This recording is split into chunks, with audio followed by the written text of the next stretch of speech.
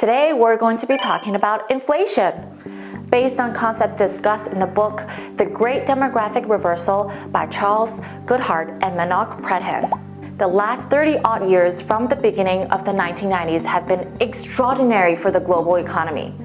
The rise of China and its integration into the global trading economy, the globalization, and the reincorporation of Eastern Europe after the collapse of the USSR, baby boomers joining the workforce, and the improvement in the dependency ratio, together with a greater women's employment, produced the largest ever massive positive labor supply shock. The effective labor supply force for the world's advanced economy trading system more than doubled over these years.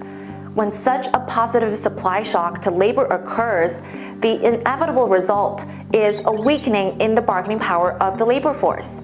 The rise in economy and wealth inequality and the slow rate of growth of real wages among the less skilled has led an increasing proportion of voters in many advanced countries to lose faith in their political institutions.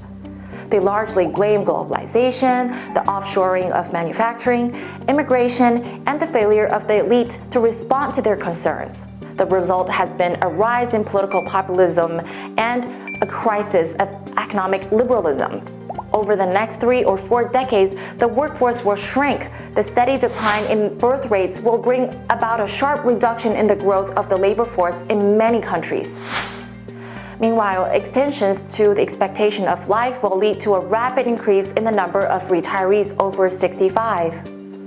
The sharp worsening in the dependency ratios around the world means that dependents who consume but do not produce will outweigh the deflationary workers. The inevitable result will be inflation. With the supply of labor shifting down, standard economics suggests that their bargaining power will increase and that real wages and the relative income share of labor will start rising again. While this will, have beneficial effects on inequality within countries, but it will be inflationary as unit costs rise.